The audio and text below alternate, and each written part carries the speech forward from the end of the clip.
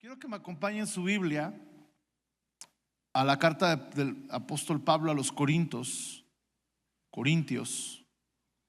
segunda de Corintios capítulo 10, segunda de Corintios capítulo 10, y vamos a leer algunos versículos hasta el 5, yo creo. Y hoy estamos arrancando una serie que se llama Despertando al Ejército del Amanecer, y el tema es milicia espiritual. Y durante este mes y mayo, parte del mes de mayo, vamos a estar hablando de la vida de la milicia que enfrenta el creyente como hijos de Dios. Desde el momento en que usted nació de nuevo, desde el momento en que usted recibió a Jesús, el Espíritu Santo vino a morar en usted, hizo morada en su corazón, hizo habitación en usted. Desde ese momento usted ganó un padre en el cielo, pero un enemigo en la tierra. Y la palabra del Señor nos enseña que no tenemos lucha contra carne y sangre. Tu milicia no es contra tu suegra, no es contra tu esposo, no es contra tu esposa, no es contra tus hijos. Hijos, créanme que los papás no somos sus enemigos, ni estamos en contra de ustedes todo el tiempo, ¿verdad? Nuestra milicia, dice la palabra en Efesios capítulo 6, es contra principados, potestades, huestes de maldad que habitan en las regiones celestiales. La Biblia dice que Satanás es el príncipe de la potestad del aire. Por eso cuando alguien se libera, hay aire que busca salir, porque los demonios que hacen guerra espiritual contra nosotros se infiltran. Y la manera en la que sabemos que están saliendo, la palabra en griego es neuma, ¿sí? Están saliendo a través de un viento, de un aire. Y ya vamos a dar toda una enseñanza, ya la di hace unos meses, sobre los vientos que representan los espíritus inmundos. Pero en sí todo el día nosotros enfrentamos una milicia espiritual. Es decir, que el momento en que venimos a Jesús hay una lucha para que tú y yo alcancemos nuestro destino. Como el diablo sabe que ya no puede dañar tu destino eterno, busca dañar tu destino terrenal. Como el enemigo sabe que la sangre de Cristo es poderosa y te ha perdonado tus pecados y que no te puede arrebatar de la mano del Señor, el diablo sí puede arrebatarte el propósito. Yo estoy convencido que cuando venimos al Señor y tomamos esta salvación que es real y que es genuina, esa salvación nos ayuda a perseverar hasta el fin en el estado de ser salvos. Pero hay gente que puede morir siendo salva sin haber alcanzado su destino, sí. Y yo creo que si el Señor nos salva y nos deja unos años después de habernos salvado, es porque en ese tiempo Él planeaba un destino profético. Él planeaba un destino para nuestras vidas. Él planeaba un propósito para que Cristo se viera glorificado en nuestra vida. Y a través de cada etapa de la vida, tú y yo vamos a enfrentar, aún en Cristo, adversidades, resistencia. Aún en nuestra vida de oración va a haber momentos que sentimos que estamos orando y no estamos conectando con Dios. Va a haber momentos en que estamos adorando y sentimos que Dios no está ahí. ¿Por qué? Porque hay una lucha espiritual.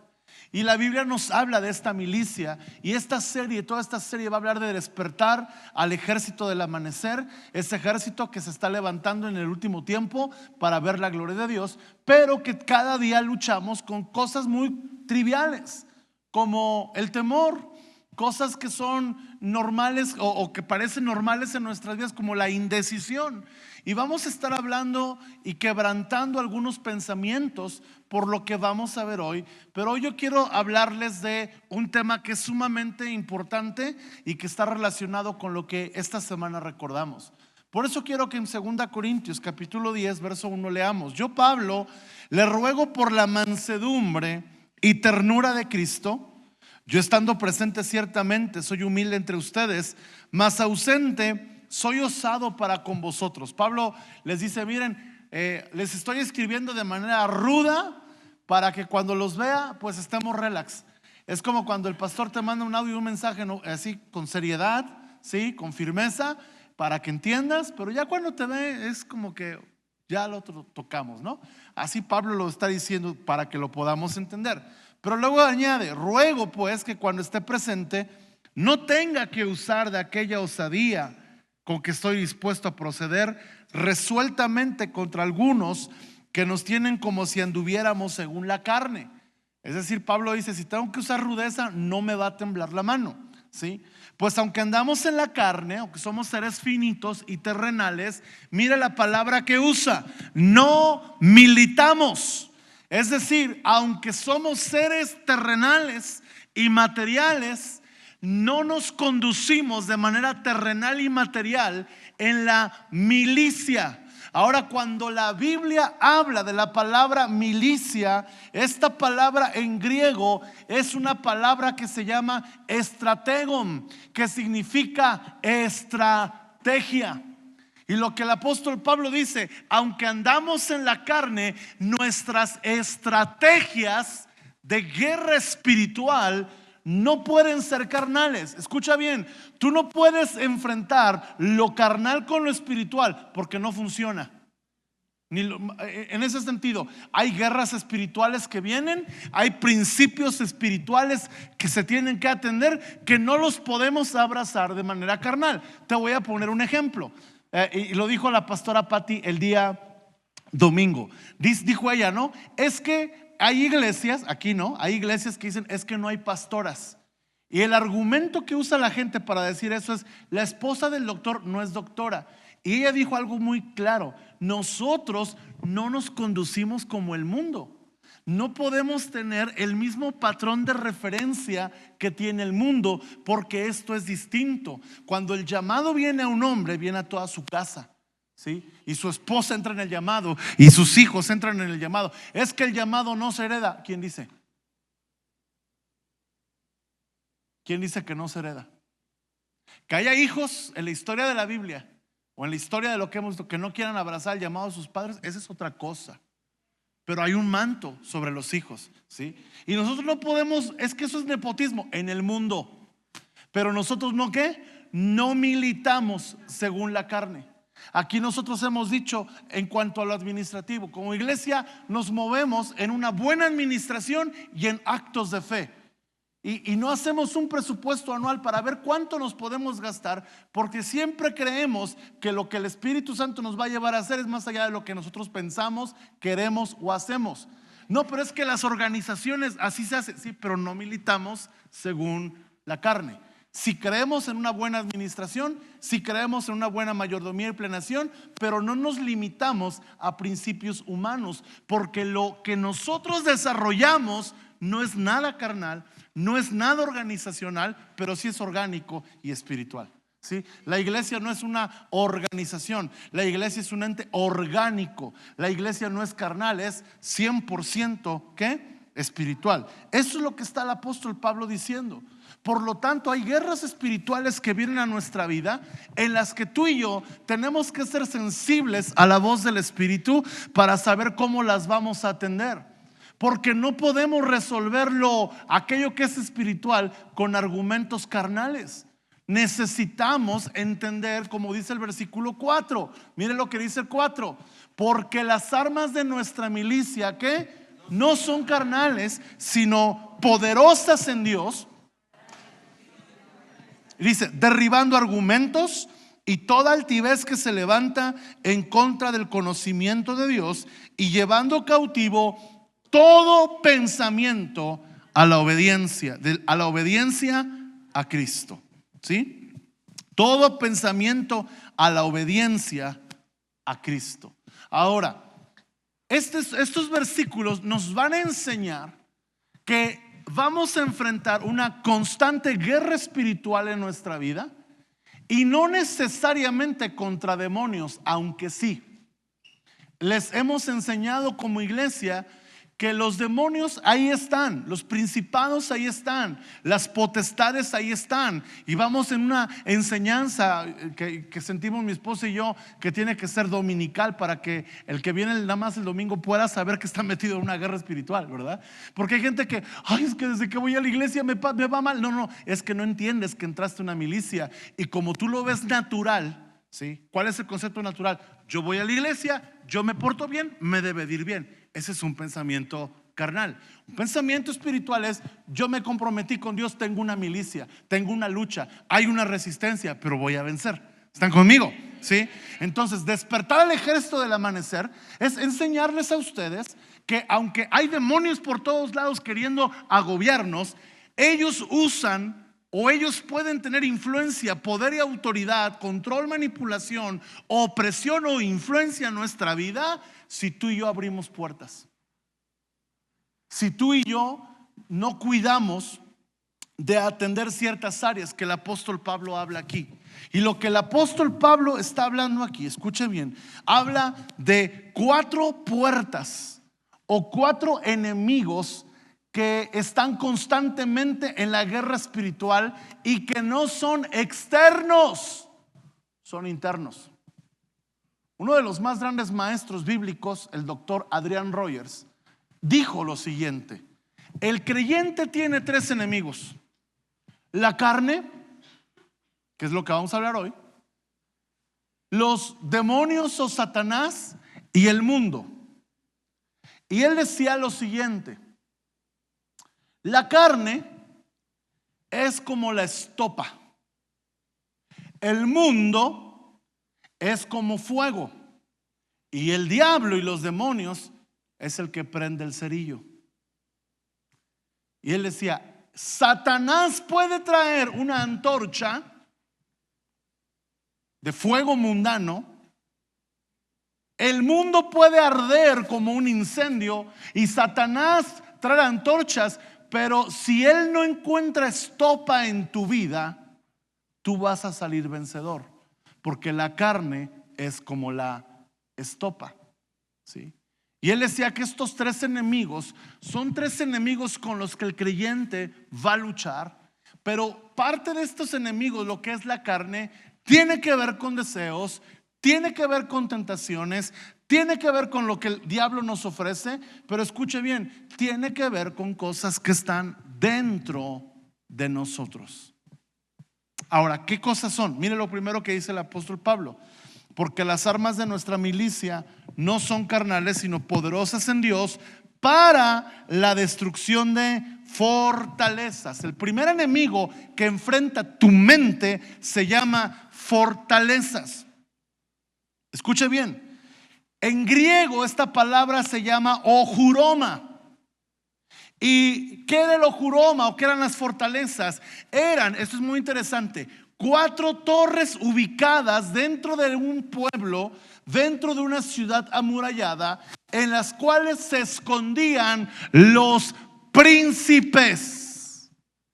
Es decir, que las fortalezas eran lugares donde se escondía aquello que tenía autoridad. Las fortalezas es aquello que tú has permitido en tu vida que tenga autoridad para llevarte en contra del conocimiento de Dios. Estos 4 enemigos que menciona el apóstol Pablo son 4 enemigos que planean una cosa. ¿Qué es lo que planean estos enemigos? Dice aquí versículo 6, que se levanta en contra del conocimiento de Dios. ¿Qué es lo que las fortalezas quieren bloquear en tu vida? Que tú conozcas a Dios. Y escuche bien, que Dios se ha conocido a través de usted. Ahora, el pastor Tim LaHaye, uno de los más grandes escritores, porque esto de milicia sí me ha llevado a meterme a estudiar algunas cosas, dice lo siguiente: las fortalezas, el hecho de que sean 4, nos habla de que existen 4 temperamentos en el ser humano, y que esos 4 temperamentos que tú tienes los 4, 1 o 2 gobiernan más, pero esos temperamentos, si no están sometidos, van a ser una fortaleza en tu vida. Es que yo no puedo levantar las manos porque soy flemático. Esa es una fortaleza. Es que yo no puedo poner en orden mi vida porque soy sanguíneo. El sanguíneo es muy alegre, y de repente le cuesta trabajo poner en orden ciertas cosas, tomar con seriedad ciertas cosas. ¿Y por qué no lo hace? Porque hay una fortaleza y es en su temperamento. Es que yo soy muy explosivo, soy colérico y a mí sí me hacen, a mí me sale lo rojo, lo trejo, lo rojo terco. Entonces yo me voy a defender, ¿verdad? Y a lo mejor, o si soy rojo exploto, si soy trejo no te digo nada, pero te odio toda la vida. Tú elige, ¿cuál quieres? Y cuando eso me gobierna, es una fortaleza. ¿Sí? Entonces tú y yo tenemos que entender que con psicología esto no se vence. Con psicología, a mí la verdad, voy a ser muy sincero. Si usted me pregunta a mí si un cristiano debe ir a terapia, mi primera respuesta va a ser que no. Y si a usted le cayó así es porque abajo hay una fortaleza. Porque no toda la terapia libera. Ojo, dije no toda. Hay momentos donde necesitamos eso para identificar y después liberarlo. Sí, claro que sí. Hay herramientas en la consejería pastoral, o así como pastor, ¿sí?, que usamos para detectar una fortaleza. Sí, hay herramientas pedagógicas, psicológicas, terapéuticas, que la usamos para detectar, pero para liberar, las armas de nuestra milicia no son carnales, sino poderosas en Dios. Y una buena consejería bíblica siempre te va a llevar a descansar en la verdad. Porque es la verdad un arma espiritual. Es su palabra una espada de doble filo que puede vencer guerras. Amén. O sea, no es que estamos en contra, pero también yo creo que la primera instancia debe ser un volver a la verdad para gobernar estas fortalezas. Ahora, tú y yo tenemos, que dice el apóstol Pablo aquí, destruir fortalezas. Quiere decir que no debe de haber un lugar donde el principado de tu temperamento gobierne. Tu temperamento debe estar sometido a Cristo. Ahora, ¿quién te dio el temperamento? Dios. Dios lo puso en tu naturaleza.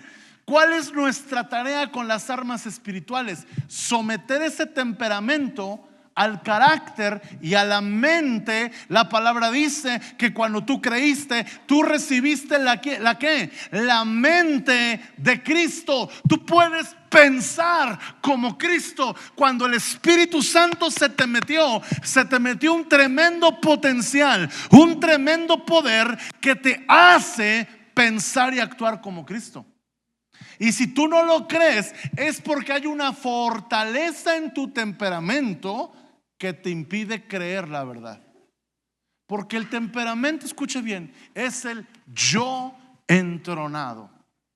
Nuestro temperamento debe ser una herramienta en las manos de Dios, como lo fue el apóstol Pablo.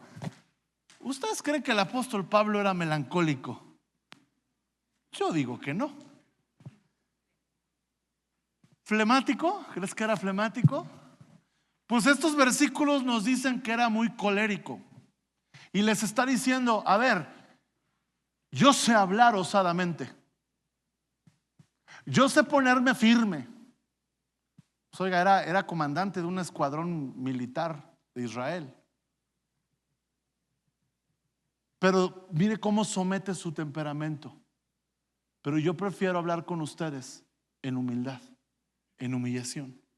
Lo que les está diciendo es, a ver, colaboren para que yo no tenga que usar de esa osadía. Si él no fuera usado, si él no fuera guiado por el Espíritu Santo, quién sabe qué cosas hubiera escrito el apóstol Pablo, ¿verdad? Sí. Hay un versículo que dice, ¿verdad? Dicen que está el apóstol Pablo escribiendo y que les dice, ¿qué ponemos aquí, Pablo? Hagan lo que se les pegue su regalada gana, nada más luego no vengan chillando. No podemos poner eso, Pablo. Bueno, pues todo me es lícito, no todo me conviene. Han visto los memes, ¿no? Pónganse a leer la Biblia mejor en vez de ver memes. Y vemos cómo él fue un hombre que sometió.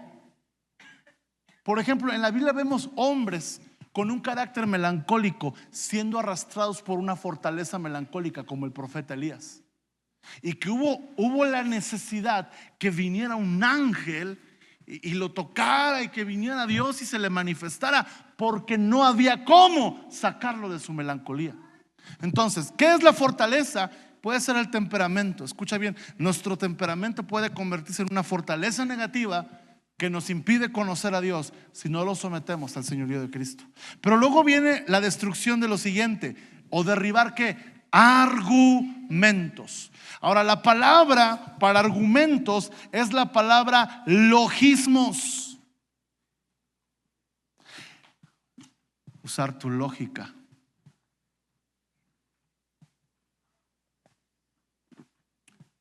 ¿Qué de lógico tiene Hechos 2? Nada. ¿Qué de lógico tienen los milagros? Nada. ¿Qué de lógico tiene que vengas a una reunión, venga un hombre de Dios con un don profético y te hable y te diga toda tu vida? Nada, absolutamente. Pero nuestra lógica, que es, mire, ahora que vino el pastor Salomón y el pastor Héctor, y yo vi que oraba por algunos, y yo decía, híjoles. Y ya les decía, mira, yo no les dije nada. Porque lo primero que piensa un creyente con argumentos cuando viene un profeta es, el pastor le dijo. O lo primero que piensa un creyente cuando la predicación le está zumbando es casi, a mí me han mandado mensajes de, oiga pastor, pues ya nada más hubiera dicho mi nombre. Pero esa es tu lógica. El pastor me está tirando tierra desde arriba. No, ¿verdad? Que si te tiramos tierra, no te tiramos tierra, te tiramos piedra, lodo, todo lo posible. Pero no funciona así. Es que cuando hay cosas que Dios te manda a hacer, ¿qué de lógico tenía que Jesús le dijera a Pedro, ven, salte de la barca? Absolutamente nada. Ahora, ¿qué eran los logismos? Escucha bien, los logismos en el tiempo que Pablo está escribiendo eran pequeñas aldeas de delincuentes que el ejército tenía que derribar. Porque si estas pequeñas células o casitas o comunidades de delincuentes no eran derribadas, se iban a convertir en ciudades incontrolables y sin ley. Por eso el apóstol Pablo utiliza la misma palabra, y esa palabra se utiliza para lógica. Dice, derribando todo argumento, es decir, derribando toda lógica. ¿Qué es la lógica? ¿Qué eran los logismos? Eran ciudades sin gobierno. A veces nuestra lógica no tiene gobierno. Son imaginaciones, razonamientos, y esto dice la Biblia que necesitaba ser derribado.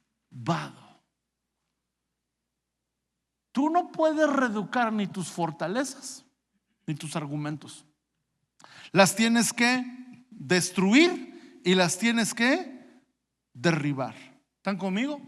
Eso es milicia espiritual. Que tú identifiques qué argumentos, qué lógica estás utilizando para... ahí te va una lógica en cuanto al diezmo, para que duela.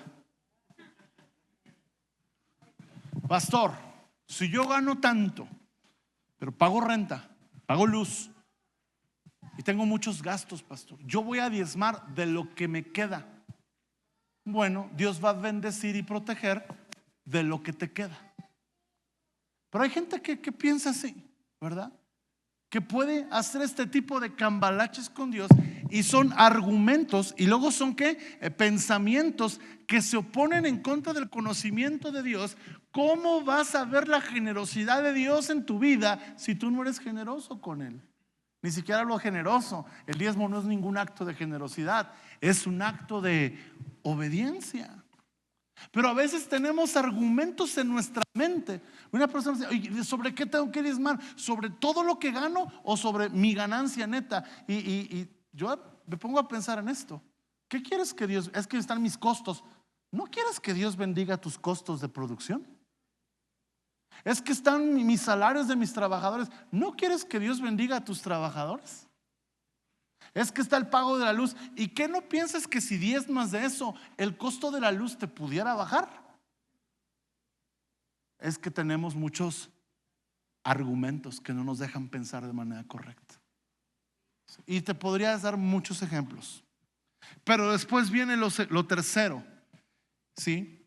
Y llevando, dice, derribando argumentos y toda, ¿qué? Altivez.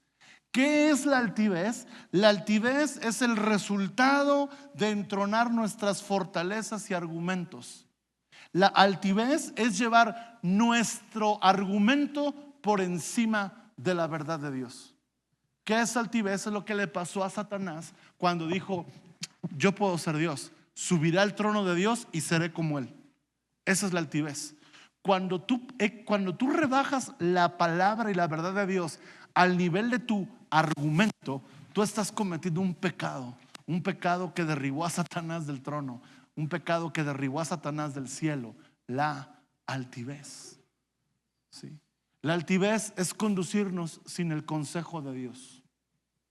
La altivez es lo que Salomón dijo: ser sabio en nuestra propia opinión. Una de las traducciones para la palabra altivez es opinión que gobierna. Es cuando tu opinión gobierna la verdad de Dios. Ahora, todo esto es milicia.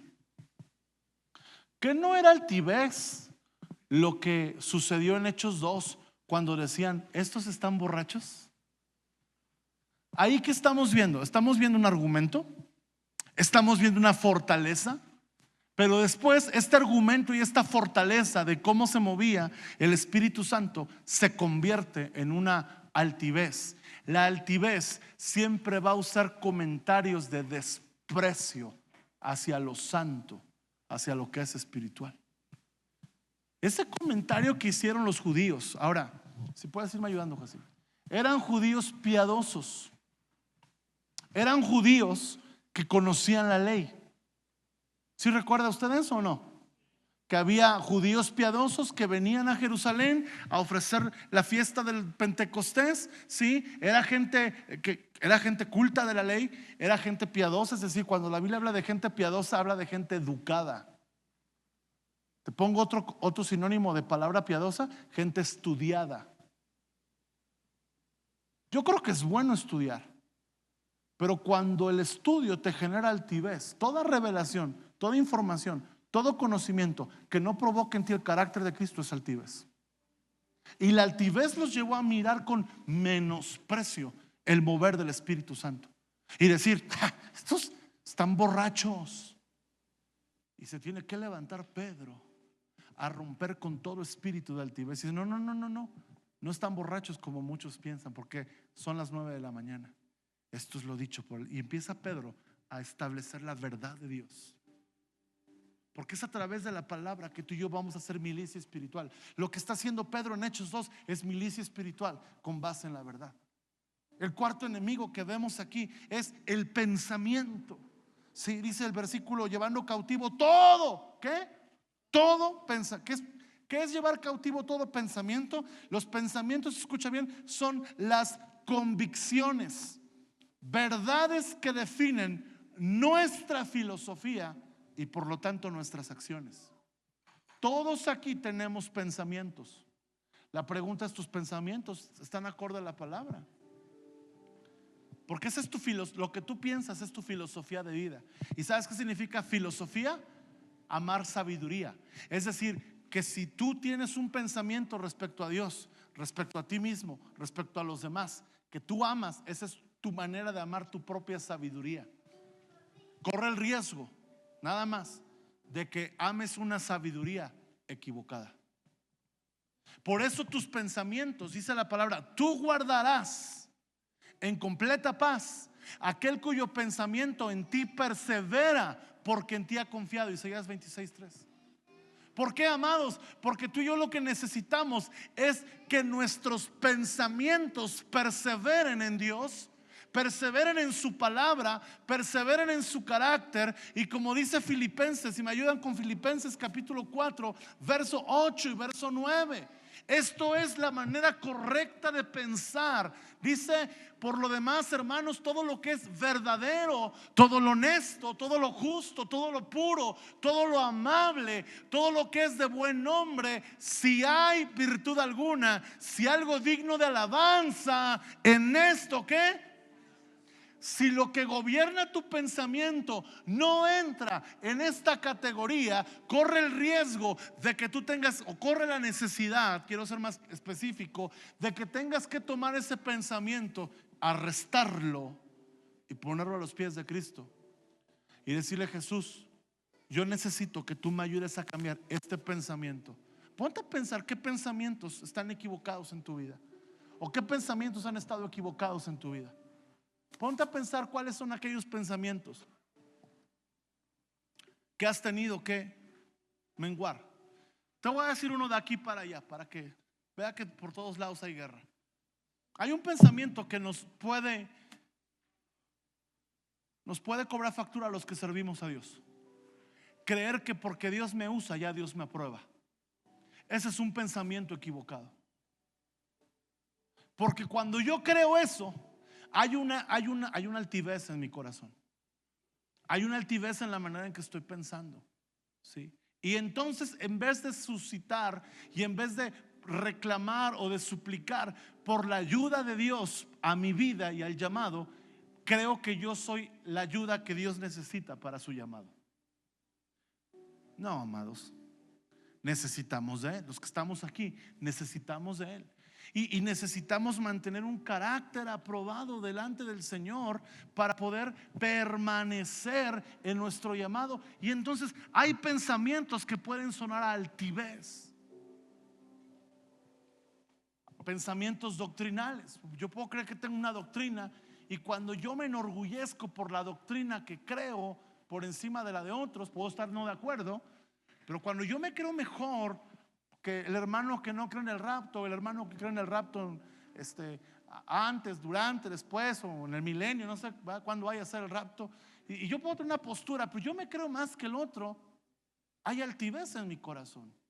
Y ese pensamiento tengo que llevarlo cautivo a los pies de Cristo. Ahora, ¿cómo Cristo nos enseña a enfrentar esto? Y Pablo nos da 3 virtudes de Cristo, que no sé si me da tiempo de explicarlas. Pero el versículo 1 me dice mansedumbre. Yo, Pablo, le ruego por la mansedumbre. Qué tremendo. Cristo nos enseñó que Él era manso. Mateo 11:29 nos revela esto. Mateo 11:29 nos habla del yugo. Aprendan de mí, dice el Señor.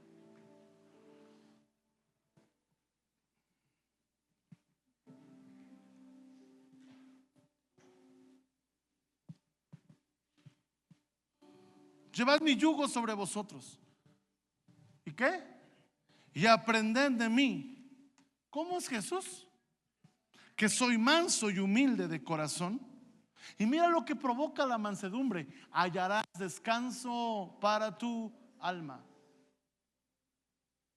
Pablo nos dice: ¿quieres vencer los argumentos? ¿Quieres vencer la altivez? ¿Quieres vencer todo aquello que te cautiva y que impide que puedas conocer a Dios? Ten una actitud mansa.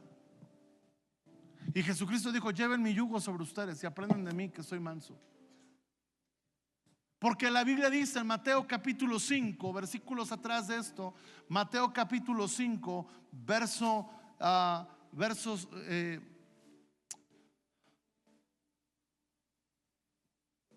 5, Mateo 5:5, bienaventurados los mansos, porque ellos recibirán la tierra por heredad.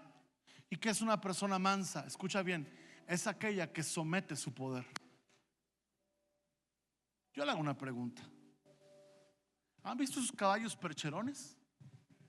Fuertes, ¿sí? A mí de más niño me encantaban los caballos, más porque en unos Reyes Magos yo le pedí a los Reyes un futbolito, pero los Reyes andaban en una crisis y me trajeron un tráiler con un caballo encima.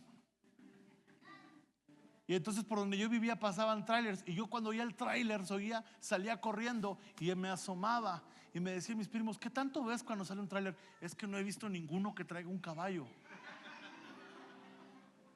Que yo imaginaba que así me iba a tocar. Y a mí me encantaban los caballos de chiquito, de niño, de primaria. Iba en sexto, tenía 6 años, ¿sí?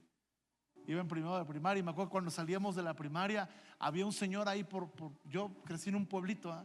Y en el pueblito sacaba a pasear sus caballos, y a mí me encantaba ver los caballos. Pero yo te hago una pregunta: ¿qué es más fuerte, un hombre o un caballo? ¿Un carro no tiene 300 hombres de fuerza? ¿300 qué? ¿Cuál es la diferencia entonces? ¿O por qué un caballo? No sé si recuerdan a Pablo Hermoso de Mendoza. ¿A quién le gustaba el rejoneador Pablo Hermoso de Mendoza? Y que iba con su caballo ahí, ¿verdad? Y veas el caballo tan hermoso, el caballo tan imponente, tan fuerte, tan brioso. Un caballo que podía enfrentar a un toro en la corrida del rejoneador. Es como ese caballo no tumba al que está arriba. Porque está amansado. Y con una pequeña rienda, un pequeño movimiento de Pablo Hermoso de Mendoza marcaba que el caballo tenía que moverse a un lado, tenía que correr o tenía que retroceder. ¿Qué es la mansedumbre? Cuando tú sometes todo tu poder al Espíritu Santo. Y Jesucristo sometió su gloria a un cuerpo humano. Por eso lo que recordamos esta semana es la mansedumbre de Cristo. Pero también dice el apóstol Pablo ahí, tengo más para hablar de esto, pero será en otra ocasión. 2 Corintios capítulo 10 verso 1 dice: por la mansedumbre, y luego añade: y la ternura.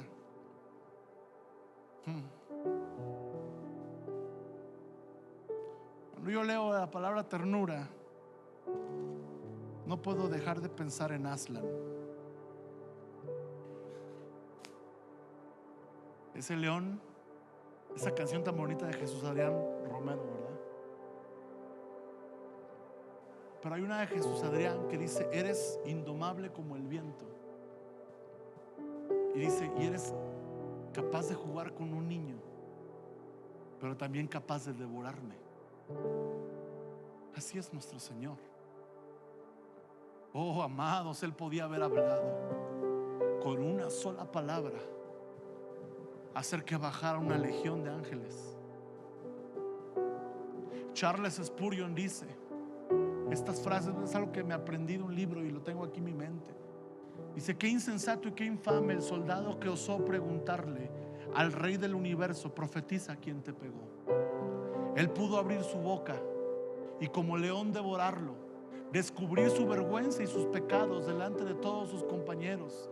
Él pudo haber desnudado su alma y haber hecho que se postrara a sus pies para implorar misericordia. Sin embargo, el león aprendió a ser un manso y tierno cordero. Si él supiera a quién le está diciendo profetiza, si él supiera que el que conoció a sus padres y a todas sus generaciones y a su descendencia estaba delante de él, él no le hubiera dicho: profetiza quién te pegó. Él hubiera clamado por clemencia y por una tierna palabra de misericordia a su vida. Qué tremendo. Pero él fue tierno. Y cuando leemos ahorita en Lucas capítulo 22, 23, vemos el peregrinaje de Jesús. Jesús en Getsemaní, Jesús delante de Caifás, Jesús delante de Anás, Jesús delante de Pilato, Jesús delante de Herodes. Y vemos la máxima expresión de su ternura. Por eso Isaías 53 dice: como cordero fue llevado al matadero, delante de sus trasquiladores enmudeció y no habló.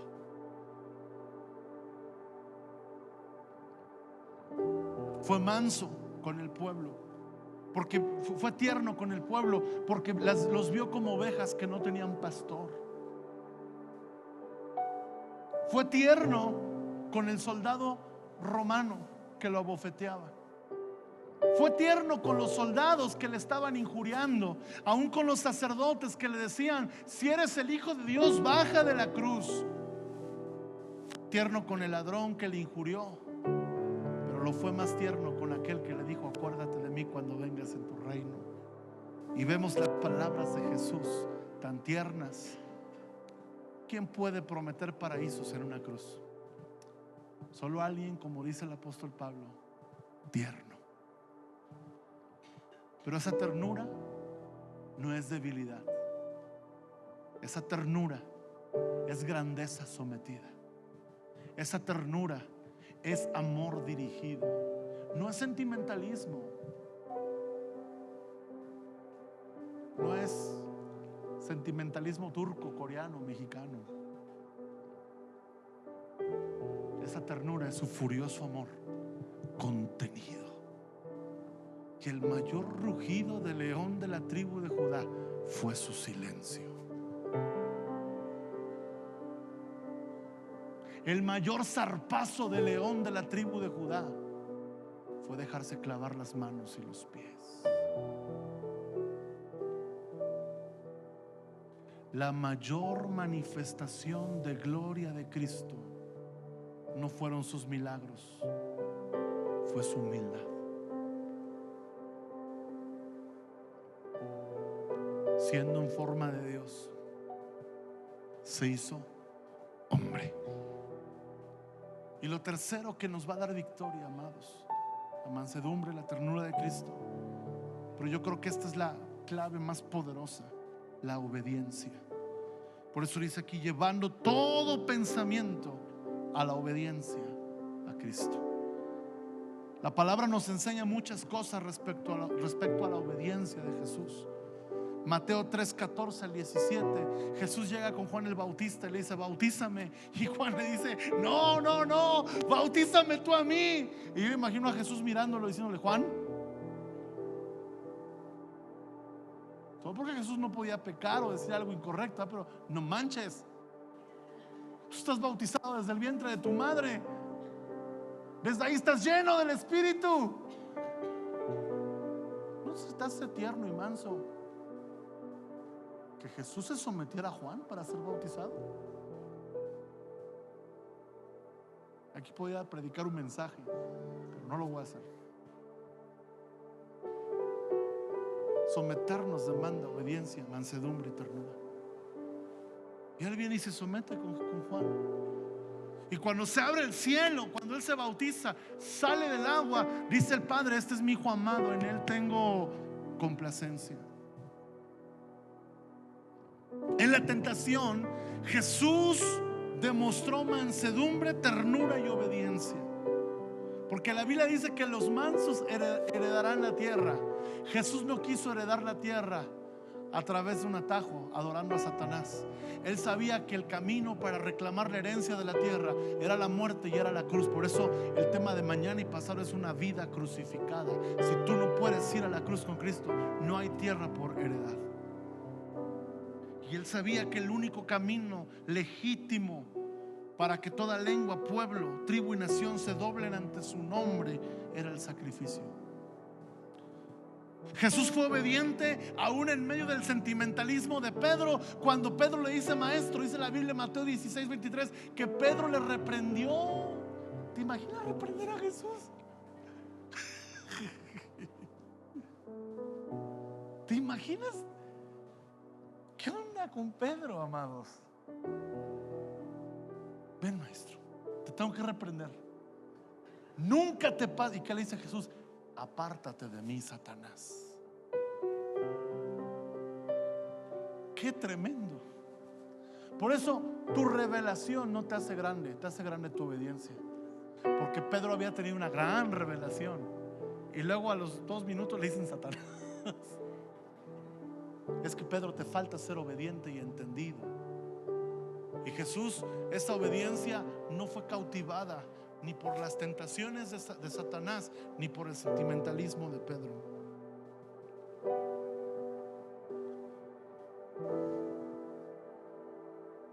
La Biblia nos habla algunos principios acerca de esto. Filipenses capítulo 2, verso 8. mira qué tremendo lo que dice aquí.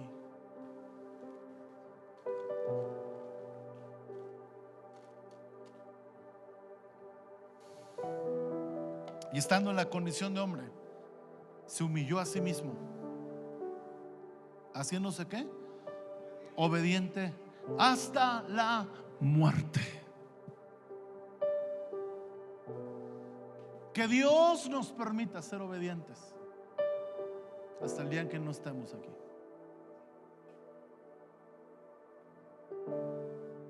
Y añade, y muerte de cruz.